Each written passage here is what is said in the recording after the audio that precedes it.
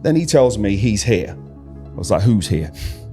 Michael Jackson is here. What are you on about, Michael Jackson? He was on the list at all or not? No, complete surprise. Yeah. And he goes, Des, keep the crowd entertained for 15 minutes. I say, nothing takes 15 minutes.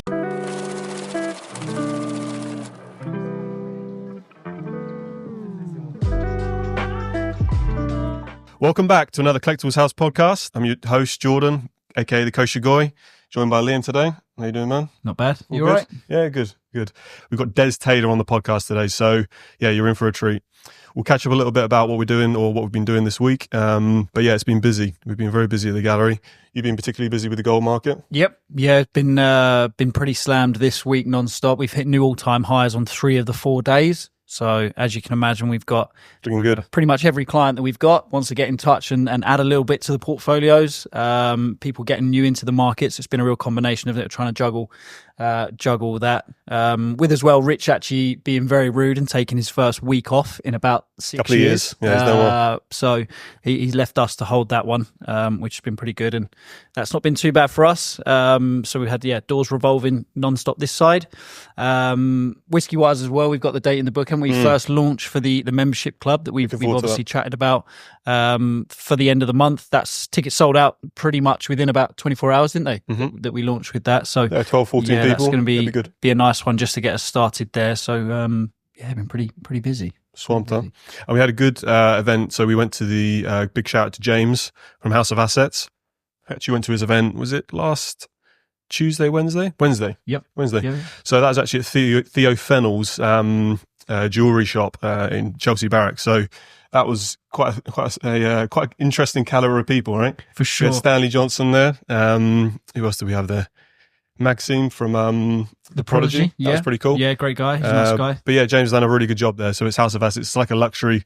We call it luxury eBay. It's a lot higher end than that, but it's very cool event. Pretty good. Very well done to James. So one of the first experiences we've had with sort of media, wasn't it? A couple of quotes being flown around from a few journalists there. We had to tight lips for obviously our secrets, and most people wouldn't believe that Newcastle are the biggest football team in Europe, which was interesting. It's the wrong crowd, man. But, it's the wrong crowd. Interesting. But yeah, amazing. So we've got a fantastic guest, like we said. Des Taylor is, he's been doing this for a long, long time. He's an amazing comic book artist, comic pop in particular. But yeah, welcome, Des. How you doing? Very good. Good to see you. Thanks for taking the time to be with us this morning No or problem. afternoon. Yeah, this afternoon. This afternoon, yeah. I know you're a very busy man. Got lots going on. Yeah. So how's things in the life of Des? Where do I start? At the moment, I am working on a few of my own books, traveling to Dubai later on in the year. Amazing. To speak to some people from Middle East Comic Con. Very cool. And just for those people that don't know what you do, obviously I've given you a very brief intro, but yeah, talk to us about your background, where you come. Yeah, I mean, you're a London guy, London chap, Tottenham. Which we just found out. Yeah. You know, we ain't gonna get there. We'll get there later. But yeah, nice. Born and bred in Tottenham. Went to college in Southgate. Okay. And then after Southgate, moved to Watford, in which I ploughed my trade, and we're going to get into how I got into art and stuff. Mm-hmm. I did BTEC in design and image making. Okay, cool. Yeah. But before that, I know you're going to ask me this question. Give the people what they want. Give the people what they want. Ironically, I failed art at school, A-level. I knew we got on well. Yeah. I also failed art at school. Yeah. And look at us now. So we're failures, but we're here. We're good. I'm going to need a pen and paper in here. We're having a draw off. I swear to God, I thought that was Alec Baldwin. That just walked past. Anyway, failed art. So what's the message to people out there? So yeah, I think the main thing is, never try, and you get all this. Sorry, Karen. No. I was going to say the same thing. No, very cool. Okay, nice. So grew up in Tottenham, failed at art school, and obviously you're here now, and obviously you've fast forward to today. What's what was the reason you got into it? I mean, what's your your main sort of passion my within main that? Source of inspiration, for enough, was way back in 1977, Star Wars. I watched Star Wars for the first time. I was like 6 years old. And then I went home and started drawing because there weren't any toys or anything out. Okay. So you had nothing to really play with. So you just had your imagination. So I started drawing all these Death Star trench battles and stuff. And then Mum just saw, oh, look, he's got a knack for drawing.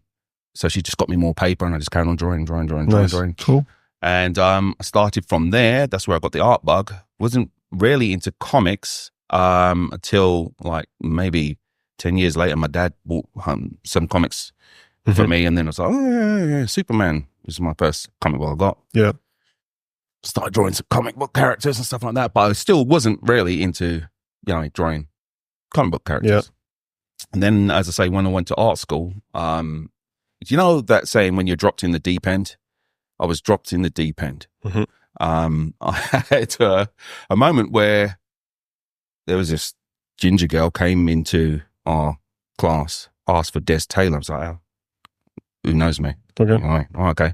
And she said, yeah, a friend of mine said that you're an artist and I'm doing a fitness class down the road. I was wondering if you could draw me a poster. So I said, yeah, sure. How much do you charge? Student. Then I was like, 60 quid. 60 quid and a pint. She went, done. Bang. And it ended up being Jerry Halliwell. Jerry Halliwell. Yeah. Wow.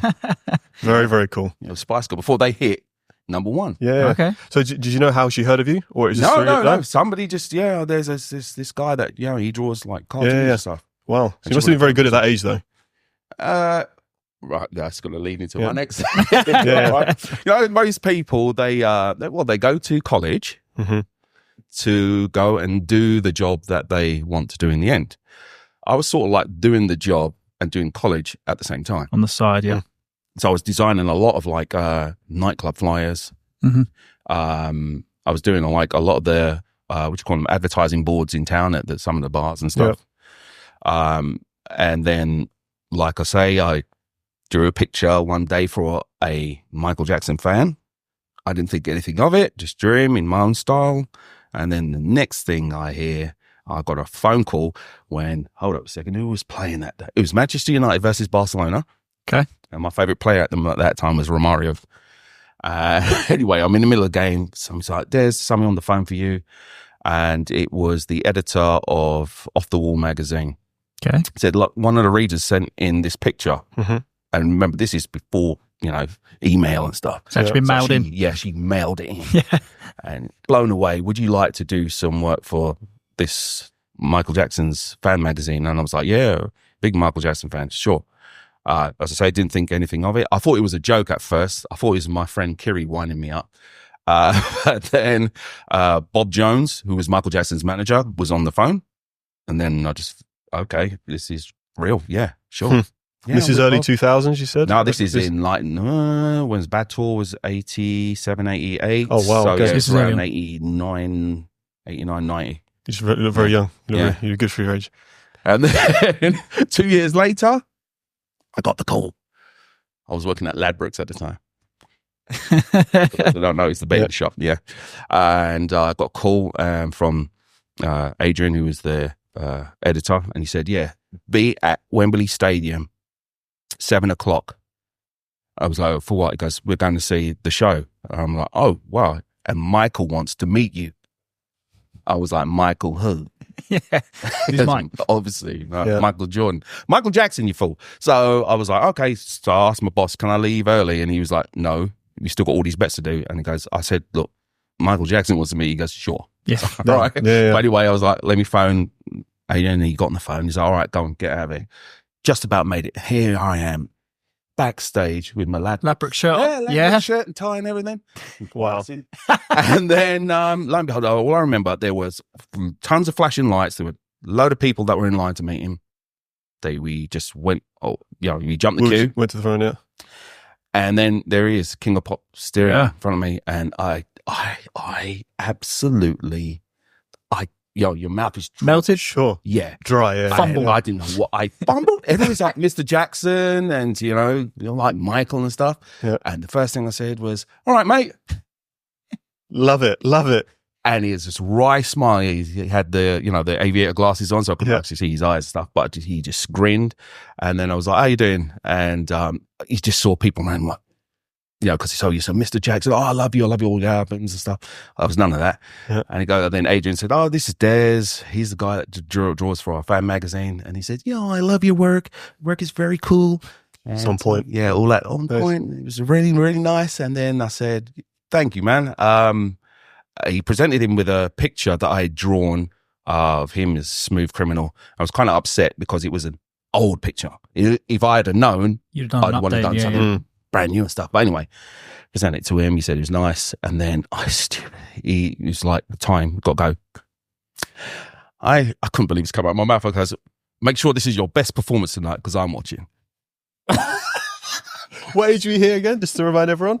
Make sure this is your best performance because I'm watching.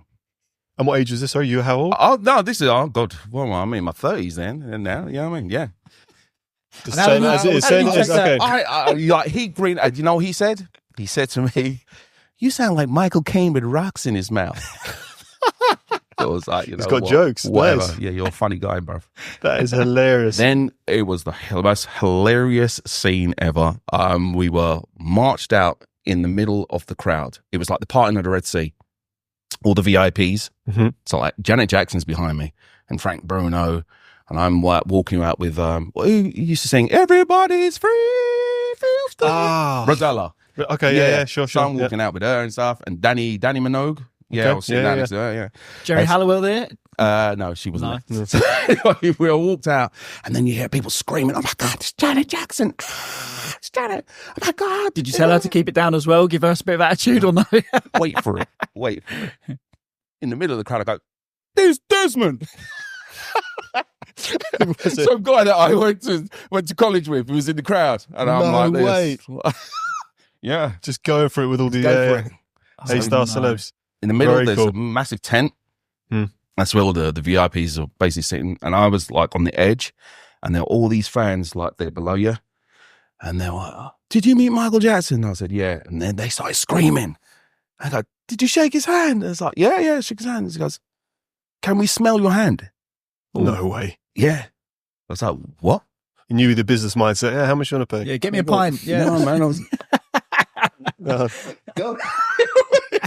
Wow, the stuff people do. The stuff people do. Because it was a craze, though, wasn't it? Michael Jackson at that time was just wild. It was wild. For those who don't know, literally, as you've seen the footage, people were fainting before he even got on the stage. Crazy. And we could go into all yeah. Wild times. Wow, amazing. It was a good time. That's quite a journey for sure. So would you say it pretty much sounds like artistry's been something you've got into from a pretty young age and stuck with it, which you don't normally see. No. Like you say, most people go to college and schools for not really having any idea, but you'd say you pretty much always wanted to be an artist. Always wanted to be an artist. Encouraged by your parents, you said? Like, pencil in your hand. I mean, I had the chance to do drama, but no. Yeah. Was it always sort of, I know you said posters, there was a bit of a theme there at sort of university and college age for a lot of alcohol-related propaganda, but would you say it's always been comic books? Or we could get into that, but do I divulge this? I think yes. I think the people want to hear it. Right, I need to have a sip here. Have a sip. It's a strong coffee. Irish coffee that you've got there. Because we have to go back to how I presented Michael Jackson on stage, but we'll get there in a second. Yeah. Right, here we go. Way back in the 2000s, before I appeared on Blind Date, but that's another story. Just for the viewers, we'll have a couple of these. We'll have a couple of these unedited versions. Right. Episodes. This is before, as I say, email. I needed some money, so I started to reach out to magazines and stuff to see if they would like, my sort of artwork. And I just said, you know what, F it, let me just draw. I'll send it into some of the girls' magazines. Mm-hmm. So I sent in to More. I don't know if you remember More magazine. No, not familiar with that. Okay, so lo and behold, I got a call back. Come into the office, let's meet you. So I came in, met them and stuff. It goes, we would love you to do this page that we're thinking about doing. I was like, okay, I'll do anything. I'm Indian money. I said, right, it's called Position of the Fortnight. What? Position of the Fortnight. Mm-hmm. It's basically the sex page, right? In which the editor will think of a position and we'll give it a name and then you'll draw it. was like, okay. For a first commission, wow, that's quite a jump in the deep end. Yeah. Anyway, lo and behold, this page just got so big. It's like literally, you name it. Is that a pun? Behave. I literally, like, you name how many teenage girls are reading this and stuff. It was everywhere, and everybody was, position of Fortnite. And some of my friends used to, like, obviously mess with me. Like, really, Desmond, I saw that page you did. I was like, it was a friend of mine, Steph. He was like, oh yeah, Desmond, the corkscrew, you could never do that sort of thing. Yeah, and I was like, right, you know what? I'm drawing you in the next one. And he fancied this girl, right? So I drew him with the girl in the picture. When it was published, he was like, that looks like, no, Desmond. So I used to hold that to people. You mess with me, the pen is mightier than the sword. Yeah. I'll put you in that. Lo and behold, this has gone on for how many years? I was earning good money from it. And then one day, I remember sitting down in the tube, and then this person next to me was reading the Sun newspaper, double page spread. I'm drinking my coffee, and I looked over and MPs clamped down on girls' magazines verging on porn. And there's one of my illustrators. Yours, yeah. I was just like, oh my God, so you know what I mean? Like, got home and I got the phone. Oh my God, am I going to get in trouble? So goes, Desmond, all publicity is good publicity. No. Don't worry about it. This is all good and stuff. They've got more people. They sold more magazines and stuff like that. My mama didn't even know I was doing that. Didn't know? No. And then boom, hit the front page, and then boom. I was like, hope you asked for a raise after that. Yeah, I did. So you got to give me more money because I might need to leave the country. Wow. Yeah. So this is stuff that obviously, got you out there. Yeah. Got your name out there, and obviously people, started to recognize you as, for those types of things. Yeah. As far as like that next stage, what was the thing you always wanted to do? What was the thing that you always wanted to draw? Like, was there a certain thing that, you got to do certain things to get to a certain, level, right, with some things, and then you can be a bit more adventurous with stuff you wanted to do? It was more, I always liked pop art. Yeah, sure. So I always wanted to like create some of the stuff that you've got on the walls. Yeah. So that's where I'm more lean to. It was more, a lot of the stuff was fashion based, hence the name Taylor. And my mum was a tailor. So Alicia, I got the fashion bug from her. And my sisters used to sit down and they used to watch. We're talking black and white TV here now, right? They used to watch a lot of Marilyn Monroe movies, Jane Russell, Rita Hayworth and stuff, and that had an impact on me. Mm-hmm. So I started doing pin-up and stuff from that. Yeah, that area. Yeah, and like literally, if you see like most of the work I do, you'll see there's a big element of pin-up and fashion involved in all of it. Mm-hmm. So that's literally where I wanted to, you know what, I want my stuff in galleries. I want people to see what my style, what it's all about and stuff. And the main thing was, I would always get, the acknowledgement from the fellas. Simple. I draw pretty girls. Sure. But it was only when like the women were responding and they were all saying, look, you, the stuff you do, it's so well done. It's very tasteful. No, you don't verge on, you know what I mean? You got your limits, but at the same time, you capture the... And you draw women how we want to see ourselves rather than how most guys will want you to look sort of thing. You can draw us after this as well. Yeah, definitely. I'll give you a brief. I'll give you a brief. I'll give you a few hints. But so that was like, that's what I wanted to do. And obviously, once you get the compliments, you just want to keep going. So nice. Where does that gap fill in from, position of the fortnight to starting or first comic book that you did and got involved in? So we are talking years now. Yeah. So it did take years and years of these posters and... Were you doing shows at galleries and stuff like that? Did you get... No. Okay, no. I did, 2005? 2006? You know what? This is going to be really funny. I remember dates and stuff from World Cups. Yeah. That's how I remember stuff. Yeah. So So I'm thinking, 2000. So around 2008, 2009, was when I did my first solo exhibition, and that was in Old Street. Okay. And thanks to a good friend of mine, Bruce Robertson, shout out. He was one of the guys at ITV, and they sponsored my first show. Nice. So that's very cool. And then literally, had some good press from it. A lot of people came down, saw what it was about. And we were talking about networking earlier on. It was like one of the best networking situations I've ever been in, because obviously you got the people that come down because they're your mates. Hey, my friends have come. All right, at least there's some people in the room. And then you avoid the dust ball and no one turning up, that fear that gets you. Yeah, mate. Yeah. I've had that. Trust me. That's your confidence a lot of good then. Yes. Like you got people in the room, your everyone's boys enjoying are it. there. Yeah. And then your girls are turning up, and then you got journalists. Okay, and then you get some. Got to rein in a little bit. Yeah. Stuff shit. Yeah. And then you're like, all right, this is all worth it. And then literally the first sale I had was my most expensive piece. It was a painting I did of James Bond, Sean Connery. And there was this lady, she ran a shop called Miss Moneypenny's. And she came in and she says, I want that straight away. Yeah. Fantastic. And then, once you've paid for the hiring of the place and all that stuff, that painting covered it. Thank you. I don't care. I don't care if somebody just buys a comic book now. You know what I mean? Yeah.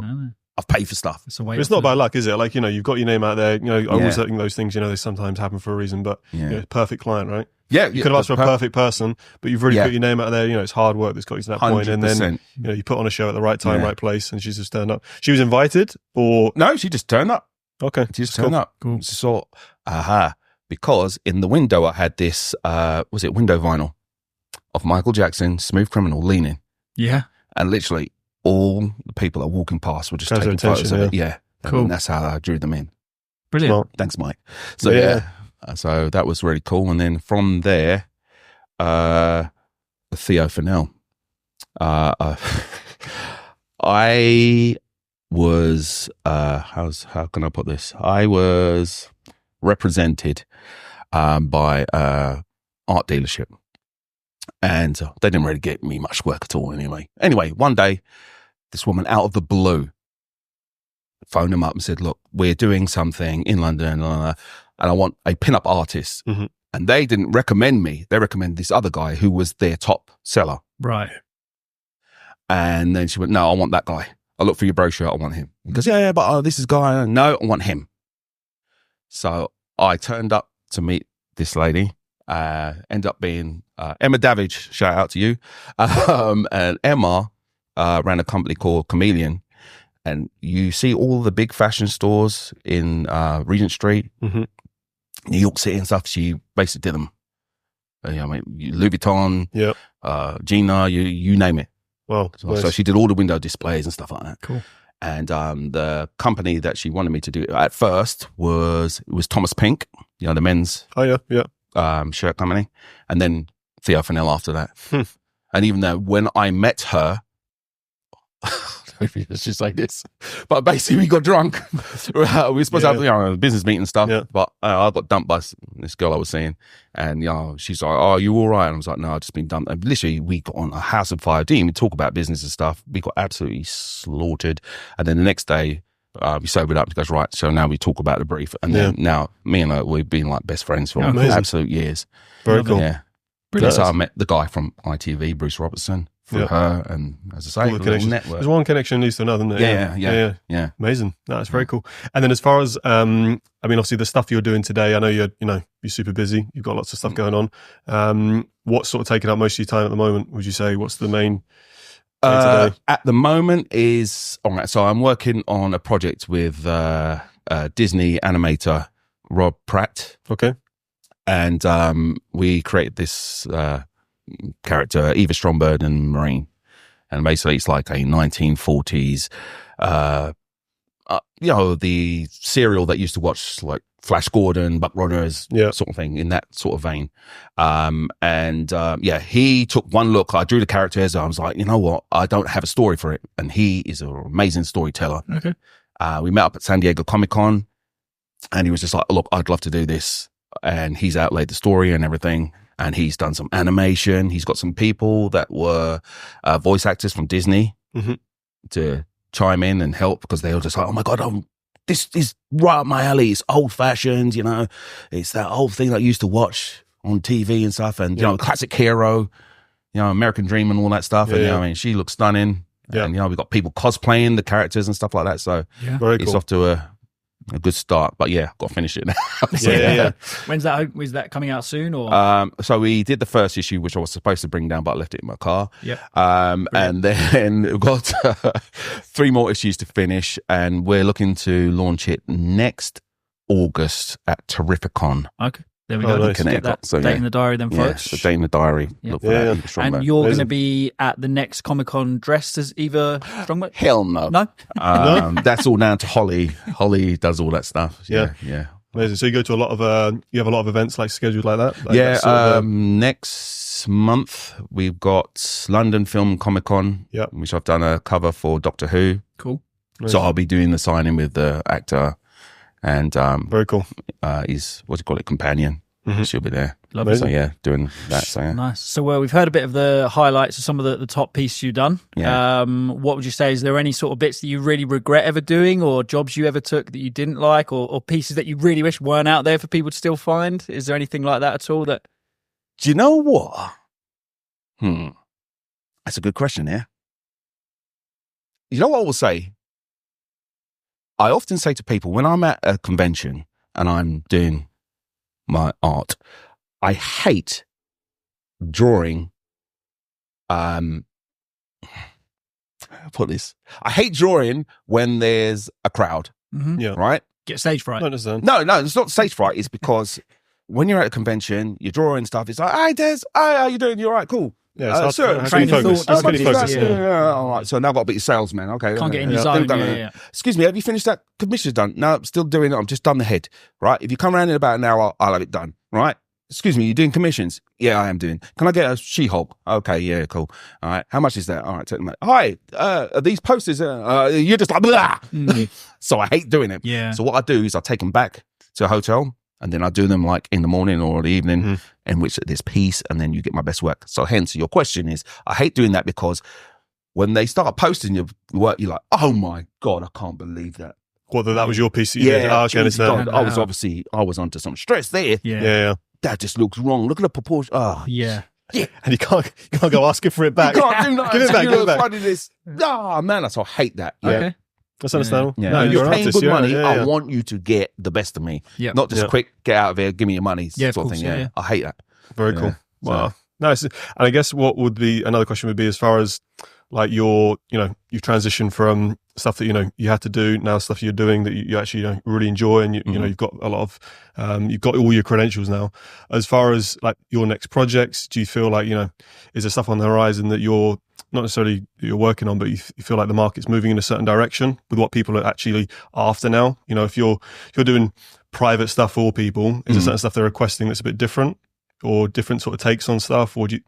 Oh yeah, well, the only thing I could really describe in that sort of vein is, take for instance, I'm a classic guy no matter what. That's my forte. That's sort of my image. So you've got a style that people, that you're known for. People like it, And then, it's not you're doing newer stuff like to sort of, fit the sort of narrative now. Okay. Then you get people asking you for more modern characters, and for me, they're boring. Okay. There's no lack a bit of depth, or I understand. What's the history behind this? Well, I guess that fits in with the character that you've made now with Disney. Everyone wants the historic P or slightly older character. Everyone's got excited for that. They want to vintage stuff, a bit more traditional, a bit more. I mean, we know vintage comics are always the best pieces, but obviously the artwork is the same thing as well as the sort of early editions. 100%. Look, because you guys are dealing in comics and stuff, rare comics, the rare stuff will never devalue. It will always hold its value or get higher. The modern stuff is like this, like Bitcoin. Oh, it all depends on the latest movie coming out. Yeah. As we were talking about earlier, She-Hulk comes out, and everyone's like, hey, She-Hulk. Oh my God, that sucked. Comic price goes down, can't shift them. Yeah. And you see that really noticeably in prices of, say, certain comics or even artwork. It is really dependent on the media outlets around it, films, news. Is that the case? Like classic collectors or OG old men, let's just call them old men. They just like, they like this. We're an inclusive podcast, by the way. No age discrimination, none. But you'll see now that the comics and comic movies are more mainstream, you'll get people asking for whatever is current. Mm-hmm. So now you got kids. Now, I was in shock when kids coming up, I want Deadpool. I shouldn't be watching Deadpool. Yeah, a certain age group, you understand. Yeah, Superman. Nah, it's too good. Whatever, man. Really? All right. Yeah. So yeah, you get that. I actually had a good comeback for somebody that said about Superman being too good. I was like, why don't you like Superman? Oh, because Chief Justice American Way is too good. He's boring character and stuff. I said, no. The reason why, I'm going to tell you why you don't like Superman. Because Superman reminds you every morning of who that you would never be. You wouldn't wake up in the morning to go saving people, right? You use your powers, So how old is this person? How old is this person? You saying this? No, he was a bit older. Okay. Henry Cavill. Yeah. All right. You be peeping on people. You be robbing banks and stuff. You like, no, I can't be asked to save the world today. You know what I mean? Because that is a reflection of you. You hate him because, he makes you feel like a scumbag. And he was like, yeah, fair dues. Yeah, fair enough, mate. Yeah. We are open draw my picture. Where should I sign? So what would you say is your, I guess, favourite character? Yours is probably Superman. What superpower would you have if you could have one then? All right, so Superman, I like the blue, red, and gold characters, like Captain America, Superman, like Wonder Woman, Spider-Man, the good guys. You know why? Because like my speech I just said, they're the characters that you would most aspire to be. They've got the best powers to rob those banks, haven't they? It's not even that. And they choose to do good, right? They choose to do good no matter what, especially Spider-Man. Yeah. Yeah, I mean, he's lives at home with his aunt. He never had no money. I've always wondered that with Spider-Man because I feel like he's the most relatable character for a young audience. Yeah. They always gravitate always to Spider-Man. Because it's the more girl relatable. Problems. I don't know how he had girl problems because he was with Gwen Stacy and Mary Jane. They're both hot. But anyway, and Black Cat. But anyway, and then being a dad, as I say, I aspire to be those characters. But inside, you got kids. You're Frank Castle.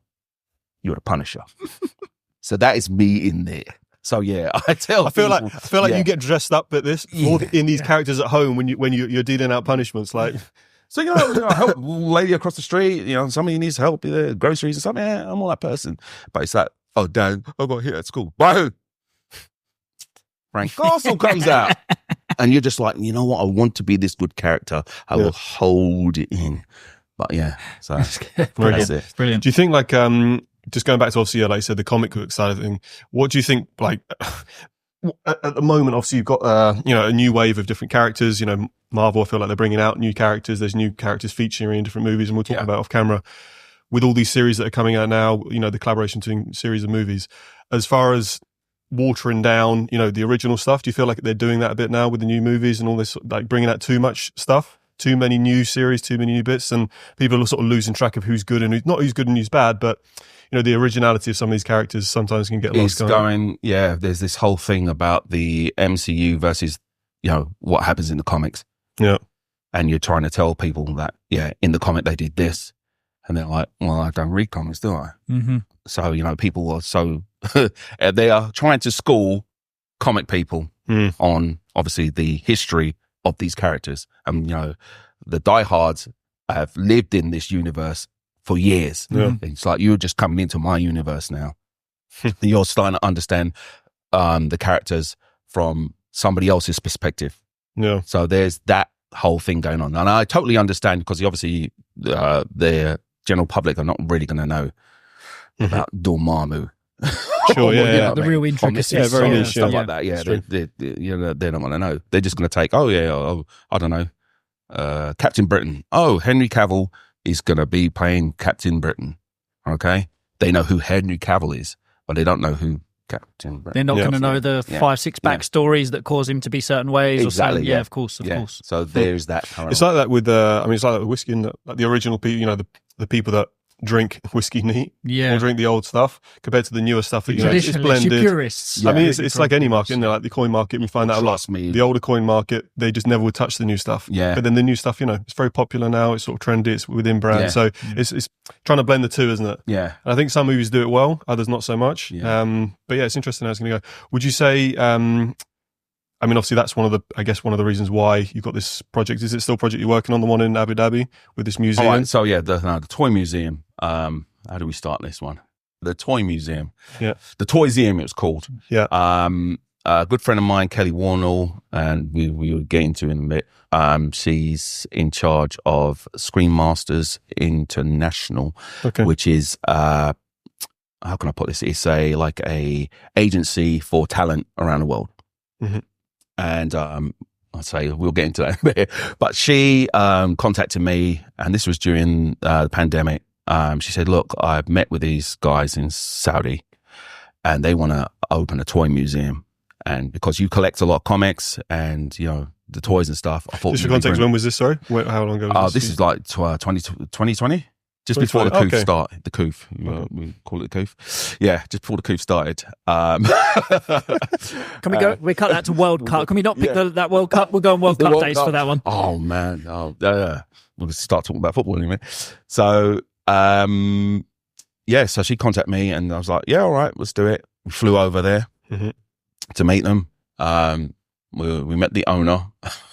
We went to his compound. That's the only way I could describe it. It's a massive house. And she said, well, look, we want to start doing a museum and collect all of the toys that his mum threw out when he was a kid. Then he inherited a load of money. And he's like, I want all that stuff back. So here's a list. I want these. And if you can, pick up anything else that's, worth of any value.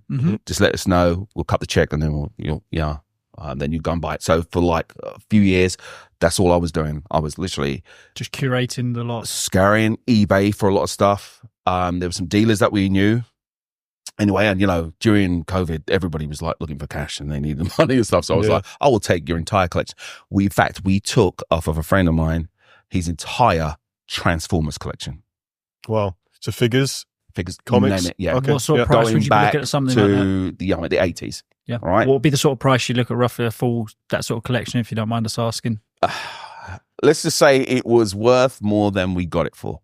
But he needed to get rid of it because he was getting married. He's going to watch this now. He was getting married and his wife said, look, we need the money for the wedding. So he's like, yeah, I heard you're doing the toy museum and I'd rather it go to, a good cause. Yep. People can see the stuff rather than, just selling it on eBay and stuff. So we took it off. That's cool. That's all I'll say. And then, good thing we did because when we were in Abu Dhabi for Middle East Film Comic Con, we had let's say 50% of the stuff there. That was gone in seconds. Yeah. Our initial idea was to, one, showcase the toys and the collectibles that we had. Yes. On the other hand, we wanted to obviously make some money from them. So certain ones we were going to sell. But what we didn't encounter for was the reaction to the stuff from people that were out there, mainly expats. Okay. Oh, okay. Yeah. And take for instance, we have $6 million man in his capsule. Yeah. This guy comes out, he goes, I'll take it. I never thought I'd see one of these again. And then he'll tell me the story about, when his dad bought it. Just instantly takes him back in his childhood. Yeah. I'll be like, whoa, get camera, film this. Yeah. The major one was this guy who broke down, and I'll send you the link. We couldn't believe this. He started to tear up, and it was a Storm Shadow 1984 G.I. Joe figure. Right. Well, and he's just like welling up. And then there was the story behind it that this was the toy that his dad bought him before he died and all this right, stuff. Okay. And he just started crying. And we were just like, whoa. Yeah.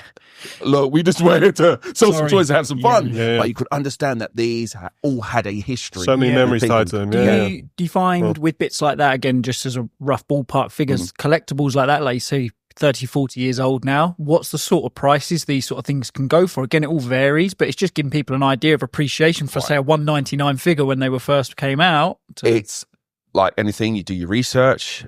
Take, for instance, we were looking through a whole bunch of them, these figures that we got for literally next to nothing. And we saw there's this Destro, okay? And this Destro, this one's got a red chest. What's the difference between this one and that one? Go and have a look. This is a Red Baron. It's a limited edition. And he did a few of these things. This one's worth, I don't know, £50. That one there's worth 400 going up. So you're just like, oh my God. And then you find out the reason why. One of the biggest ones we had was Kelly. She was going through these Barbie dolls that I had bought from a guy I know in the States who was a Desert Storm tank commander, long story. And he was going through like a thrift shop and he saw this bunch of Barbies. Like, hey, Des, I know that you're doing a toy museum or something. I just saw this whole bunch of Barbies. How much are they? Because they're about $25 each and stuff. They're all in their boxes and stuff. Show me a picture. Show me a picture of them. I was like, all right, I'll take the lot. £300 for the lot of them. Mm-hmm.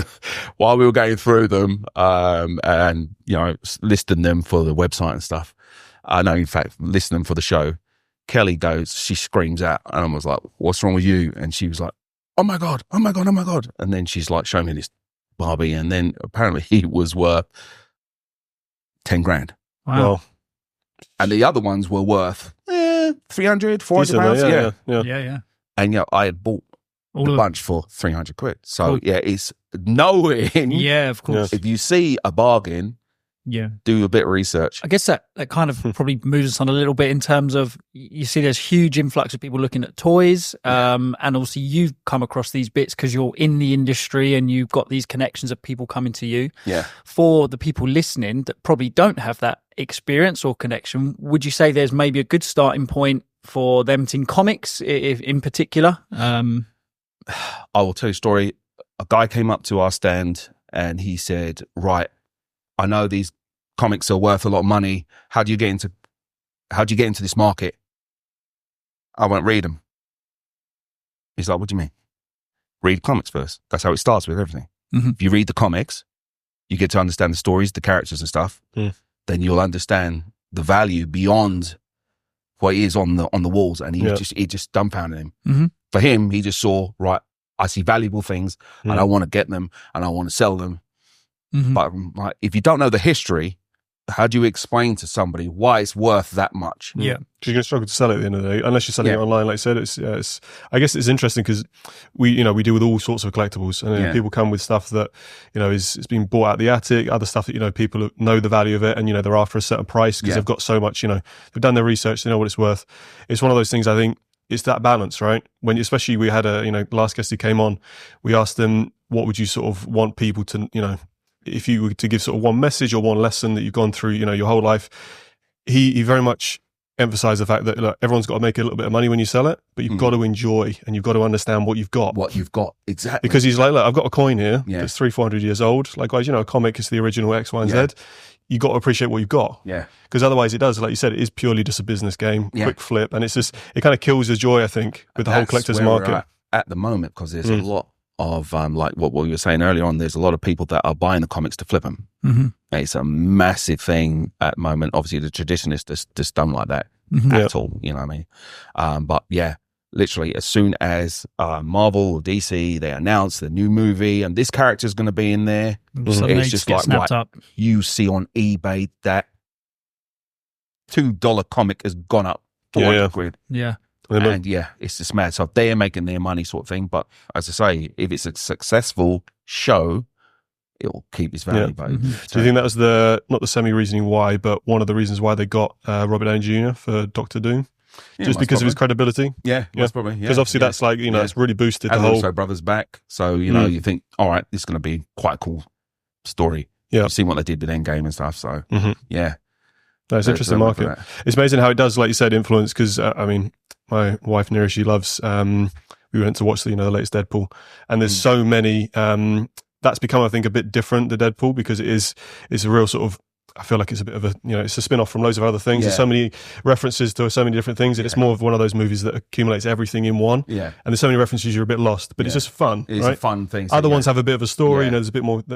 Would you say, obviously at the moment with, the couple of movies that are coming out, do you think is there stuff that, stuff to look out for, stuff that you would sort of recommend that people, if they do want to get started with the newer stuff? With the newer stuff, as I say, look, it's all like go back, find out the character's history. Just enjoy it. Or learn about the creators, the artists. Because like, when you go to these comic conventions and you got like Jim Starlin there, and this is the guy who created Thanos, and he's just sitting there. Yeah.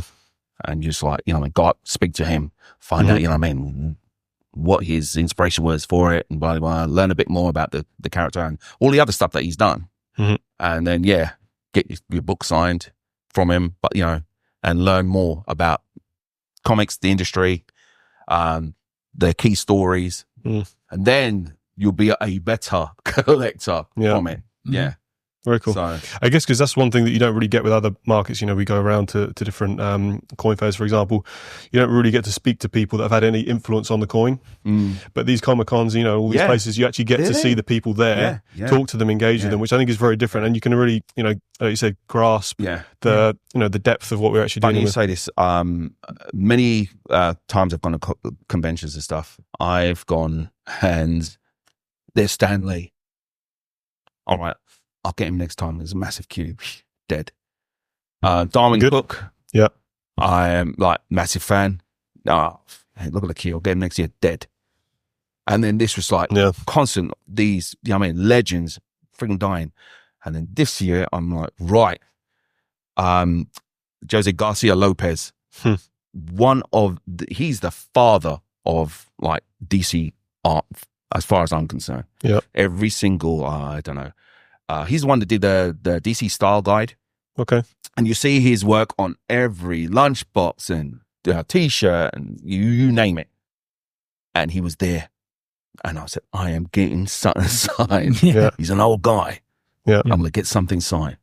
That was at Terrificon. I went there and I just said, Maestro, I am, I don't know what to say. I guess it's probably similar with sort of traditional artwork as well. Yeah. Bits signed obviously normally adds value. I know Stan Lee's, renowned for signing millions and millions and millions of things. But when they pass away, has had big impacts on the sort of turnaround, the prices you see on secondary markets. Yeah. Even this piece of Stan Lee, right? Very cool. I got that off my brother. It's my brother's. He owns that one. Nice. Which won't go. But you're never going to get these. Them. Would you say with a few of those bits, then just again bring it back to a little bit more we've got here? If you can give us some sort of insights, what would you say is maybe one of the biggest sort of potential buy and sells that you've seen, or flips that you've seen on sort of comics? Is there any some that have sort of blown your socks off at all when you see the prices? You mentioned a bit with the toys. Are there any in particular comics that catch your mind? Big comics that have been flipped. I'd have to really sit down and think about that. Really sit down and think about that I've seen. What, recently? Just in general, I mean, we see, continuously we see certain bottles sell at crazy prices. With whiskey, we see certain coins, people want them. Oh, it's a lot online. Obviously, the mainstay is Action Comics and Superman. You see that went for 5 million, and there's only a few of those in circulation.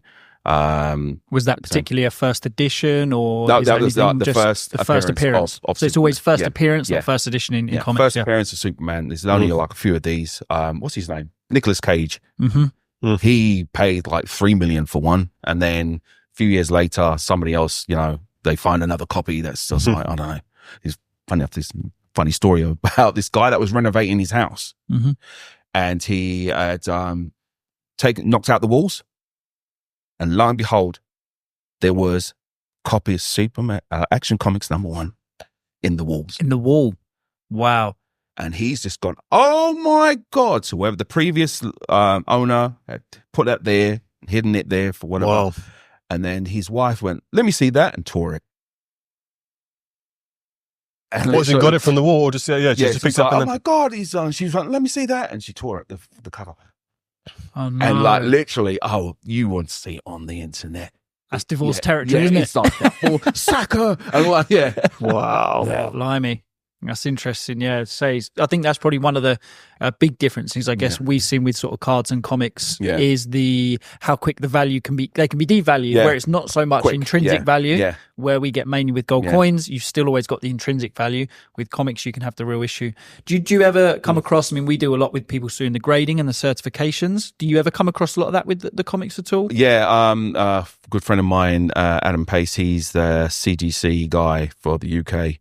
And he recently got a job, and we were at London Film and Comic Con, and there were a complete line of people coming up, with whatever it is, and it wasn't my place, but I'm like, do you really want to slab that? It's some mainstream, just you're literally losing money on it, rather than something that is actually worth a bit, I don't know, X-Men first edition or Spider-Man 300. Todd McFarlane's famous cover or something like that, you're better off slabbing something like to make sure that he doesn't get, so it's still obviously all dependent on the actual comic itself. It's not going to add value. This market that people just slabbing anything. Yeah. And just like, oh, look, this is a 9.0. Well, obviously it is. You just come up the stands. Yeah. One of 10,000. No one's ever read it. It's like, okay, and then, you got to sell it to somebody who doesn't know anything. And like, oh, look, I've got a slab comic. No, it's like, it works. I guess that ties back in with your, what you said a little bit earlier. One of the big things you'd advise people to do is to actually get to know the comics, get to enjoy the community and the actual characters before understanding whether that's worth putting in a slab or like yourself, come into your showroom and they show them your collection. You do your due diligence on them. Yeah. And like, you're not CGC or anything, but you'll understand, okay, this is worth this is worth that. Obviously keep it protected, and if you want to slab it, go slab it. But a lot of people now are buying raw. They just want raw copies and stuff. I guess that's one thing we find with people that have done it for a long time. They always just buy the raw, right? They know what they're looking for. They want to grade it themselves. Because I remember a couple of people have referenced it with different grading companies. They go through stages of harsher grading. And then certain periods of easier grading. So if you know what you're looking for, it's just buy the comic rather than the grade, right? It's always the same with the coins and everything else. You buy the coin rather than the grade. But it's interesting because it's one of those things that does go in waves, and people do get caught up. I guess the reason why people are, and the grading companies have become so big, is because you do kind of need that third party verification for people that aren't as big they haven't been doing it for so long, so it's an easier sort of reference, right? So I guess it's that balance of the two, isn't it? You still want to read it. It's better to buy it ungraded. So that's your sort of advocating, buy it ungraded, do your sort of due diligence, check, that it's actually the genuine article, then get it graded. Funny enough, you say that because I said I've got kids and stuff. So most of the stuff I've got is raw, but my valuable ones, I've got slabbed and graded, not for me, for my kids. Okay. So literally, the rainy day fund. If you're ever in trouble, when you get older, you've got these slabs there. For other people listening, that's a fantastic insight for, like you say, longevity and actual pro investment. For the people listening, where in the comic world would you say that difference lies between your slightly lower end to the higher end? With coins, you can see coins worth millions of pounds. With whiskey, there's certain bottles you're not really going to see it go up that high. Where's that sort of, would you say, point between comics where they go from lower end entry point to people investing? Is it £1,000, £5,000, 10,000? What's classed as? Oh God, this is bombarding me with questions. Sorry, we're digging deep here. We're trying to get the insights. Do you know what I will say? There are the staple characters, the main Superman, Wonder Woman, Batman, especially. Batman is not. You'll never get them devalued. Batman will always demand. It's iconic. It's there. Spider-Man, obviously. Spider-Man can have a bad movie and he will not affect any of the comic prices or whatsoever. The ones that have like the longer history, they will not really devalue. I mean, there was a lot of guys in the Middle East that I'd met, and they said like buying certain comics was better than gold because it will never devalue. So they had the money to actually, afford the bigger price comics. But take for instance, there's like what's the I'm trying to think of the TV show that's made for one of these Image comics. Recent one or recent. Oh no, well you can say Invincible, that's cool. And also obviously The Walking Dead. Okay, that's modern, but that will hold its value no matter what. So interesting. And just going on to the topic of like where you feel like the most, not influence, but the viewership, the people that are reading comics nowadays, do you feel like it is the Middle East is like the big player now, that they're the ones who are buying up a lot of this stuff, or it's still America? It's still America. America's still, but it's now filtering out. There's all these other, like in Malaysia, they've got a massive con out there, Singapore. So these characters are no longer like gatekeeper, Sure, held back by people like me. It's like now the mainstream it's everywhere, and they are now like, I want to get into this. I want to own these comics. I want to do this. I want to, and they've got all of these like comic stores now opening, whilst comic stores here and in the States are pretty much, there's a load of them closing. Oh, really? Yeah. Do you think like anime and mangas help that? That's anime and manga pretty much saved them. Yeah. the sales of anime and manga just gone through the roof. Yeah, in the last sort of 5-10, it's just taken off. Because of certain factors in like the Western comics, where stories have just, not been good. Filtered out a bit, yeah. The art's not been good, or as you say, you get the activist writers and all that stuff in there, and people just want, I just want to see two superheroes beating each other up, and then I want to go about my business. Yep.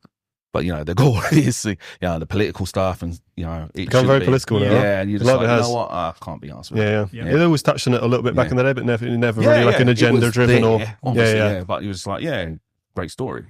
Yeah. So talk about your speech with Michael Jackson as far as political correctness. I don't know if that's something that give us an insight into that. I was supposed to be selling my artwork at this show, and it was at was Equinox. Okay. It's not there, no longer there. It's like a casino and stuff now.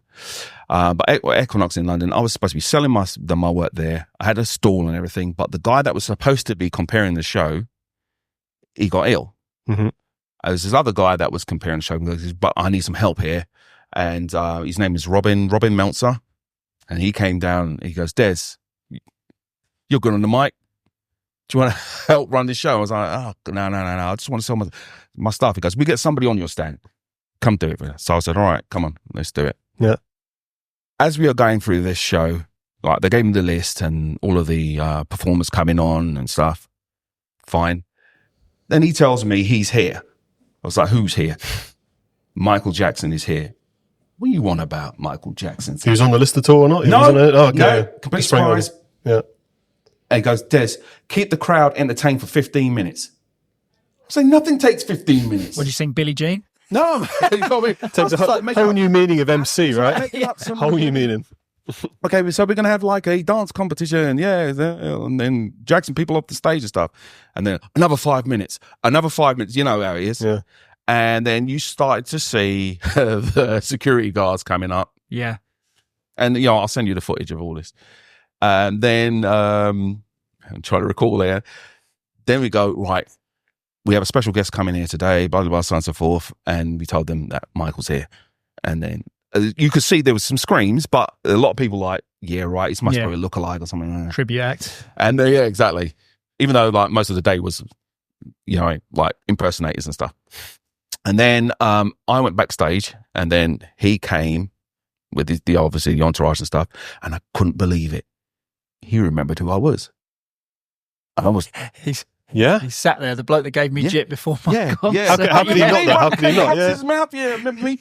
So I was like, whoa, okay. And then we basically saying like, how do you want to be present on stage? So we did this big video, and here he is. The king of pop, Michael Jackson. Nice. And then he came on stage, and it was pandemonium, as you can imagine. Yeah. So the crowd's just like, oh my God. Yeah. He's actually here. He's here and all that stuff. The security there and everything. We had warned them that, look, he's going to come on stage, but you can't rush the stage. Everybody behave yourself. You'll see him and all that stuff. Yeah. So he comes down, and then I remember he went up into the gallery first, and he watched some of the acts and stuff. I remember there's some footage of us bowing before him and all that stuff. He told us to get up and behave ourselves. And then, so he came down on the floor, and we were advised to hand in our mics to let him speak. But I was like, hell no, I'm keeping my mic. So anyway, he comes on. We don't know anything of what he's going to say here now. We just think he's going to say, hey, to the fans, thank you. Yeah. And then he came out with this long speech about Sony and how Tommy Mottola's the devil. And there was this one. Just dropping bombs. Yeah. He was dropping some truth bombs. And there was one scene, and when he says, like, so Mariah Carey came around my house, I was like, okay. You're just reacting to this stuff on the mic. Yeah. God damn. Yeah, literally, you hear me. I'm like, literally, he's like, I don't know if I should say this. I'm going to say it. Yeah. Tell the story. So I'm ebbing up the crowd. I'm ebbing him up and stuff. And he goes, no, I don't think you should film it. You know what? Film it. I'm like, what? So I'm absolutely shouting, going absolutely mad. And then he drops a truth bomb about the industry. And now we're seeing this all play out. Mm-hmm. With a certain man called, Diddy. But anyway, so we're seeing all of this play out now, how the gatekeepers of, Sony Records and how they're stopping or stifling artists from, making money and keeping their master tapes, and he's just dropping bombs. And then, so he said like the best is yet to come. And then he walks off stage, and then we shout and we tell everybody, all right, don't rush the stage, because people trying to jump on stage, and we pandemonium. Then he went upstairs into his VIP area, and I genuinely just wanted to go up and just say, "Are you all right?" Yeah. And I'm thirsty. I'm going around the shop. I'm gonna go get a drink. I thought I'll be cheeky. Michael, do you want anything? And he said, yeah, like, I'm kind of hungry. Could you get me some, like, sweets? Some candy? What sort of sweets? What do you want? Like, Mars bar? No, he likes, like, jellies and stuff like that. Yeah. Whatever sweets, like Haribos. So I was like, all right, cool. I'm going to go get Michael Jackson some sweets. I was going to say, I thought you were going to ask him for a tenner. Yeah, what's the money? Come on, man. So I went round there. Went to Tesco's, grabbed the sweets and all that stuff. And then I bet you told everyone, these are for Michael Jackson. No, I didn't. No, not yet. I went to Forbidden Planet because I knew he liked Batman and Batman comics. Yeah. I bought him The Killing Joke and The Dark Knight, Frank Miller's. Yeah. Yeah. So I bought those for him. And then I was like, all right, Mike, here's your sweets. But these are for you to read on your flight back. Just give you, because I know you like Batman and stuff. And he said, thank you very much and all that stuff. Now, Equinox, as you know, in the middle of Leicester Square, it's pedestrian. The word has now got out that he's in the building. Really? Because you've been screaming in the streets to go and get his sweets. The police came in there and went, is it true he's in there? Yeah. All right. It's going to be absolute pandemonium trying to get him out, because he's, parked his limo out the front or whatever. We had to tell it to move. And there's tons of, people here, and they're there screaming. They're all trying to get in there now. And then I was like, right, go speak to his security guards. And they're like, okay, what we're going to do, we're going to have to, rush him out and all that sort of. But goes, no, mate, the bar in the back, let's call a cab. And they're like, okay, let's call a cab. I'm thinking, I'm only supposed to be here selling artwork. I'm here doing you made any sales yet at this point? And then I ran out the back, and then I tell the cab, stop, black cab. He stops and he goes, oh, I can't park here, mate. I goes, trust me, you don't want to take this fare. And he's like, huh? I said, trust me, just stay there. Don't move. And then literally he opened the door and we're like, come out. And then he came out, and you want to see this guy's face. He was like, yeah, I bet. I said, make sure you ask for a big tip. Think about that cabbie's gone on. No one's believed him, have they? Yeah. He's told how's your day at work today, love? Oh, yeah, I bought MJ back. No way, but no one believed that. It's a bizarre day. And now it's weird to see all these clips going on TikTok and stuff. And, I'll read the comments. Goes, oh, man, the guy that's shouting over him, he's funny as hell. He's just egging him on. No way. And this is the first time I've talked about this. I mean, I talk to my friends all the time, but yeah. That's very cool. So, yeah. And they're doing the rounds still, those videos. So those are doing the rounds and stuff. I was like, hey, who's doing this? So, how much do you reckon those Batman comics are worth that Michael Jackson read on the plane back now? Imagine, put a number on that. Imagine, got him signed or something like that. That's one of my big regrets. I never got him to sign anything. That's a shame. Yeah. It's always the way, though, isn't it? In the moment, you enjoy it. Yeah, so you're enjoying it. Better the story's cool, isn't it? Like you say, you're not thinking about it for something to do, but you've got the story. That's the main thing, isn't it? Yeah. Amazing. Very cool. What an insight, huh? Mental. Des Taylor. Day. Wow. God, there's other ones too. But there's plenty, yeah. We'll have to get you a few beers next time. But there's some proper stories. This is all the whiskey. Yeah, we're not after. Yeah. Amazing. Thank you so much, though. Really appreciate it. It's very insightful. I think you're giving everyone a lot to chew on. Yeah. We've got one final just before we leave. We try and get everybody just to give us one collectible that you would never sell that you've got. Right. So the collectible, I guess I'll never sell and leave it to my kids. It was a poster signed by all the actors and actresses from the first 3 Batman films. Wow. So, Tim Burton, Michael Keaton, Arnold Schwarzenegger. It's all on a big old bat signal.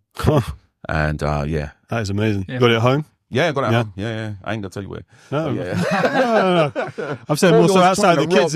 Yeah. So that I won't. And actually, I have a piece of paper signed I got from Stan Lee. Mm-hmm. And I've been wondering what to do with it, because I have this habit of going around asking like actors or whatever, rather than sign a comic, I'll go, could you sign this blank piece of paper in the corner? Yeah. So I did this with Lee Majors, $6 Million Man. And he goes, what are you going to do with it? I said, I'm going to draw a picture of you. as $6 million man, he goes, he better be good. But well, yeah. And then I did that.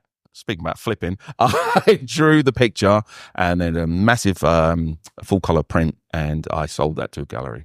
Cool. Yeah. Oh, fantastic. So, yeah. So I was about to say, you wrote a contract on there that he owed you X amount. He signed at the Just pull up the first page and there you go. Got him. So, yeah. So, yeah, I've done that a few times, but yeah. Amazing insights. Yeah, really cool. Really I cool. think that's great. Yeah. Some real good insights into people looking to sort of start investing in and collecting comics. I think that's great. It's really passion, interest first compared to maybe more traditional stuff. And yeah, some of the stories you've got. And also anyone looking to get into what everyone goes through it with a different, the journey is very different for everyone, right? Yeah. You started off, failing art, you give us a really good insight into that. And I think it's one of those things for the new up and coming artists or people that want to get into this. One question would be, is you got any advice? Is there anything you want to leave people with starting now? It's very different now, right? It's a different landscape, but if you want to get into comics, the best thing I can advise you to do is to go to the big comic shows. Go see the masters. Jump on a plane, go to New York Comic Con, go see them. All of the editors for Marvel and DC are there. Go to San Diego Comic Con. I know it's expensive, but go there because they're all there. Mm-hmm. And that's the advice I would give to anyone. In fact, the first talent search I did, I went to New York Comic Con and they said, any aspiring artists, drop your portfolios in this case, and we'll put your name up on the wall if we're interested in your art. So I did that. And lo and behold, see my name in there. Wow, and very cool. Give you is that something they still do now, do you think? Yeah, they still do it. Yeah, so they still have talent searches and stuff like that. So but go to the big show. The minuscule ones we got here. Oh, okay, you'll see some artists doing some stuff. But if you want to work, in the industry, speak and get editors' numbers, go there. Cool. And fantastic. You don't know where it will take you. Yeah. One last get put in the same lab before we go. This will give you an example. Emma, I spoke to you earlier on, Theo Fennell. She was driving to see her friend Bruce Robertson. This is where I first met him, and she said, "Oh, I heard that you're in San Diego. Oh, we're in LA. We're about to drive down to see you." And this was just out of the blue. Wow. Where are you going to meet us? The Andaz Hotel. And literally, I was eating at a restaurant across the road from it. She goes, all right, I'll meet you on the roof. So we met on the roof. Alcohol again. We got absolutely blattered, right? Then, lo and behold, I'm talking to her friend, and he's just like, "Yeah, there's. I heard that you do comics, this and the other, and you're here to sign your book. It was The Trouble with Katie Rogers." He goes, "Yeah, I really like it," and all that stuff. And then lo and behold, he goes, "Look, when we sober up, let's meet here tomorrow, and let's have a chat, right? Because it's something that we're interested in over at ITV Studios America." Lo and behold, he gets his boss on the phone and he goes, "Yeah, all right, Bruce, you trust this guy, you think it's good, let's give this guy a deal." Wow. Right there and there. Off the bat. Lovely. So yeah, those thing of dreams though, it's very cool. Those checks helped me, trust me. Yeah, at that time, yeah. But sure. because I took a punt in going there in the first place. Okay. I was like, wife's pregnant, we're gonna have this kid, and we need some money and sort of thing. So I just said, right, I'm gonna go straight to San Diego Comic Con. I don't care what happens. But I was signing my book there in the first place. But yeah, as I say, I took the risk, and then lo and behold, cool. Amazing. Yeah, wicked. Yeah, thanks for the insights. I don't know if you just want to give the people a quick rundown of where they can find your stuff. Your sort of artworks. You can find my stuff at www. Do we still say www? I think so. Yeah. Oh, yeah. Despopart.com is where you can find mostly my stuff, or Despopart on any social media, and follow my adventures, Screen Masters International. We're going to be doing some quite interesting stuff there. Very cool. We'll put it on our bio as well. Yeah, we'll thank you very promote much. it on the page. Amazing. That concludes our episode. Yeah, fantastic. Thanks so much again, Des. Been a real privilege giving us some real good insight. To meet you guys. No, likewise. Yeah. And tune in for next week. Obviously, like and subscribe if you love the content. Leave comments. We'll go through them on the next episode as well. And obviously, moving forward, we're gonna have some great guests. That concludes this episode. Lovely. Cheers, guys. Thank you. Pleasure. Thanks so much. Pleasure. Christian Slater. See you later.